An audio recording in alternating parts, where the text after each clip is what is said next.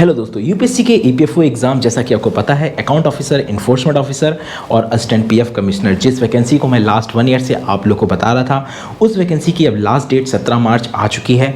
दोस्तों मैं ये वीडियो इसलिए बता रहा हूँ ताकि जिन लोगों ने फॉर्म भर लिया है या जिन लोगों का अभी नहीं भरा है, दोनों के लिए बहुत ज़रूरी बात यह है। सबसे पहले हम बात करेंगे जिन्होंने फॉर्म भर लिया है।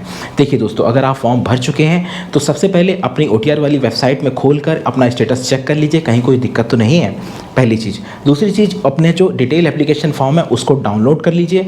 डाउनलोड करने के बाद जो उसकी PDF है उसको कम से कम 3 से 4 जो आपके खास दोस्त हों या परिवार में या किसी को बाई मेल कर दीजिए अपनी मेल आईडी से, और कीवर्ड सब्जेक्ट में डाल दीजिएगा सारे ईपीएफओ, इन्फोर्समेंट ऑफिसर, APFC, जो कुछ कीवर्ड्स है वो सब डाल के मेल कर दीजिएगा, ठीक है। प्लस टेलीग्राम चैनल पे सेल्फ सेव भी होता है ना फाइल, वहाँ जाके सेव कर दीजिए और 3 से 4 प्रिंट आउट निकाल के रख लीजिए। मैं इसीलिए आपसे कह रहा हूँ दोस्तों, क्योंकि ये एक स्मार्ट वर्क है। क्योंकि अगर आप एक तैयारी करते हैं और बीच में क्या होता है, स्टूडेंट इतने अच्छे से डॉक्यूमेंट अरेंज नहीं कर पाता क्योंकि उसका ध्यान तैयारी में होता है। लेकिन अगर आप स्मार्ट वर्क करके इन तरह की चीज़ों को अरेंज कर लेंगे ना, तो क्या होगा, जब रिजल्ट आएगा ना आपका, तो आपको सोचना नहीं पड़ेगा, खट से आपको आपका एप्लीकेशन फॉर्म मिल जाएगा। प्लस दूसरी चीज़ की डिटेल एप्लीकेशन फॉर्म में बहुत सी बारीकियाँ होती हैं कि जैसे अपने मतलब क्या क्या भरा हुआ है, क्या चीज़ें, कहीं आपको कोई संशय होगा तो पता चल जाएगा, ठीक है। हो गया क्लियर। अब दूसरी चीज़ दोस्तों ये है कि जिन्होंने फॉर्म भरा है लेकिन उनको कुछ करेक्शन करना है। देखिए दोस्तों, करेक्शन की विंडो मैं दिखा सकता हूँ, स्क्रीन पे भी आप देख लीजिएगा। करेक्शन की विंडो 18 मार्च से 24 मार्च तक के लिए ओपन है। फिर मैं कह रहा हूँ, बहुत सोच समझ कर देख लीजिएगा, तभी चेंजेस करिएगा। अगर आपको देखने के बाद लग रहा है सब सही है तो चेंजेस मत करिएगा, ठीक है। और जो भी चेंजेस करिएगा उसको डाउनलोड करके उसका प्रूफ रख लीजिएगा, ठीक है। और चेंजेस सिर्फ एक बार मिलेगा, इसलिए जो भी है बहुत सोच समझ के करिएगा, ठीक। अब तीसरी आ जाइए, जिन लोगों का फॉर्म नहीं भरा है, जैसे किसी का OBC सर्टिफिकेट, SC सर्टिफिकेट या कोई भी सर्टिफिकेट है वो नहीं ले रहा है, क्योंकि देखिए सर्टिफिकेट का उन्होंने बोला हुआ है कि इस डेट के पहले का कोई भी एक्सेप्ट कर लेंगे, लेकिन सॉफ्टवेयर एक्सेप्ट नहीं कर रहा है। ये बात मैंने लाइव में आके कई बार बताई हुई है, हर तरह के सवालों का जवाब दिया है। लाइव वाले वीडियो को आप देखेंगे तो मिल जाएगा, लेकिन मैं बारीक इस वीडियो में इसलिए बता रहा हूँ ताकि कम समय में आपको मैक्सिमम चीज़ मिल जाए। तो जिनका सर्टिफिकेट नहीं भर पा रहा है वो उसमें अपने ईयर में, जैसे 16 है तो उसके ईयर में लास्ट में 21 या 22 कर दें, मतलब 2021 या 22 का दिखा के भर दो, क्योंकि उसमें ऐसा कोई टाइम बाउंड नहीं था कि इस समय का चाहिए। सॉफ्टवेयर नहीं ले रहा है, उसमें आप क्या कर सकते हैं, अपडेट नहीं हो पाया, तो आप अपना सर्टिफिकेट अगर जिसका कभी भी बना है तो वो ईयर वाले सेक्शन में 21 और 22 कर देंगे, कहीं कोई दिक्कत नहीं होगी, पहली चीज़। दूसरी चीज़ दोस्तों ये है कि अगर कभी किसी का बना ही नहीं है आज तक, प्लस वो चाहता उस कैटेगरी में रहे, तो फिर वो नहीं रह पाएगा, उसको जनरल भरना पड़ेगा, ठीक।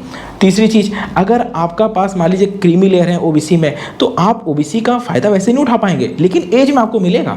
आपको वैसे नहीं मिलेगा कि, लेकिन ये है कि सर्टिफिकेट नहीं मिल पाएगा, लेकिन एज क्लेम तो आप कर ही लेंगे, है ना, क्योंकि आप OBC में तो आप सिलेक्ट करोगे तो एज क्लेम आप कर लोगे, ठीक है। तो इस तरह से दोस्तों क्या है कि जो भी आपके फॉर्म में है आप चेक कर लीजिए, ठीक है। अगर किसी का कोई नाम परिवर्तित हुआ है, कुछ भी हुआ है, तो उसमें पूछता है, जब OTR भरते हैं कि आपने कभी नाम बदला है, तो उसमें आपको यस या नो आपने किया होगा, तो वही आप भरिएगा जो करंट में आपका नाम चल रहा है, ठीक है। अगर आप बदलवा चुके हैं कभी भी तो, ठीक है दोस्तों। देखिए दोस्तों, अब हम बात करते हैं कि तैयारी कैसे करनी है। देखिए, अगर आप कहीं जॉब कर रहे हैं, प्लस अगर आप UPSC के स्टूडेंट हैं या SSC के स्टूडेंट हैं, उस सभी की स्ट्रेटजी को मैंने PDF में बताया है कि वीक में आप 5 घंटे 8 घंटे किस तरह निकालें, और वो उस 5 घंटे या 8 घंटे में आप क्या पढ़ें। जैसे वर्किंग प्रोफेशनल्स के लिए 5 घंटे हैं, तो इसी तरह दोस्तों क्या है कि जैसे अभी हमने 1 से लेकर 10 तक और फिर 12 से लेकर 20 तक की जो वार्म अप स्ट्रेटजी डाली थी और वार्म अप शेड्यूल डाला था, वो वार्म अप शेड्यूल सिर्फ आपको ये एहसास कराना था कि क्या पढ़ना है, कैसे पढ़ना है। उसमें अभी हम आपको बिल्कुल भी दौड़ा नहीं रहे थे ताकि आप कहीं पे भी डिमोरलाइज ना हो जाएं, क्योंकि एकदम से आप सिलेबस देखेंगे तो आप भी घबरा जाएंगे। इसीलिए दोस्तों क्या है कि 21 मार्च से प्रॉपर वे में क्या पढ़ना है, कितना पढ़ना है, डेली टारगेट मिलकर आपको तैयारी कराई जाएगी। ये जो वार्म अप में है ये उसमें भी आएगा। भी वार्म अप सिर्फ इसलिए था कि ताकि आपको समझने के लिए कि सिलेबस क्या है, किस तरह यूज़ करना है, बस। और 21 तारीख से दोस्तों वीकली स्ट्रेटजी आपको मिलेगी कि आपको डेली इतना पढ़ना है। और जो भी बंदे जॉब कर रहे हैं या कोई और तैयारी कर रहे हैं, उनको लेकर पूरी सेपरेट स्ट्रेटजी भी आपको मिल जाएगी कि आपको समय कैसे निकालना है, प्लस आपको मिनिमम समय में कैसे अपना बेहतर देना है। बाकी मैं आपसे यही कहूँगा दोस्तों, जो वीकली स्ट्रेटजी मिलेगी उसको आपको कंप्लीट करना है। अगर मैं 7 दिन दे रहा हूँ, आप 10 दिन में कर सकते हैं तो आप करिए, क्योंकि जो स्ट्रेटजी हम दे रहे हैं उसमें लगभग एग्जाम के पहले हम कम से कम 2 बार करा लेंगे, ठीक है। और पूरी की पूरी जो बुकलेट्स है, वो एक बुकलेट जो है ना, वो एक अलग पार्ट है, पहली चीज़। दूसरी चीज़, जो वीडियो लेक्चर्स हैं उसके साथ बोर्ड मटेरियल है, वो बोर्ड मटेरियल जो है वो सिर्फ आपको वीडियो समझने के लिए है। अगर आपको लगता है कहीं पीडीएफ डाउनलोड करना है, कुछ करना, तो वो इसलिए ताकि जो टीचर समझा रहे हैं वो आप समझ लो। जैसे अकाउंट्स में बोर्ड मटेरियल है, बाकी सभी में बोर्ड्स मटेरियल है, तो वो सिर्फ समझने के लिए। आपको जो पढ़ना है ना, जिसमें हमने मैक्सिमम फैक्ट और डाटा डाला है, वो है पूरा का पूरा आपका बुकलेट मटेरियल है, ठीक है। प्लस जो भी कॉन्सेप्ट आपको समझाए जा रहे हैं, आपको कॉन्सेप्ट समझने हैं। पहली चीज़, जो भी डाटा है जैसे करंट से जोड़कर, जैसे स्टैटिस्टिक का हो गया, इकोनॉमिक्स का हो गया, पॉलिटी का, वो आपको करंट से ऐड करते जाना है। क्योंकि डाटा वो कभी पुराना ही पूछ लेता है, नया ही पूछ लेता है, तो जो आपको पढ़ाया जा रहा है वो पढ़ना है। प्लस जो मंथली करंट अफेयर्स हम दे रहे हैं उसको मंथ बाई मंथ पढ़ते रहना। करंट अफेयर्स मैंने आपको बताया है जुलाई 2022 से आपको पढ़नी है। इकोनॉमिक सर्वे और बजट लेटेस्ट वाला पढ़ा हुआ है, वो पढ़ना है। समझ गए दोस्तों? तो पढ़ना दोस्तों आपको इसी तरह से ही है, और जो शेड्यूल में मैं दे रहा हूँ बस उसी तरह से धीरे धीरे करते रहेगा। यही आपके लिए कहते हैं ना सक्सेस तक ले जाएगा। बशर्ते आपको करना क्या है दोस्तों, उलझना नहीं है। कोई एक सिरा पकड़िए और बस फिर लग जाइए। और मैं फिर आपसे कह रहा हूँ दोस्तों, ये एक वनडे एग्जाम है, कहते हैं ना, ये इसका सच है, ये वनडे एग्जाम है, इसमें कोई मेंस नहीं है।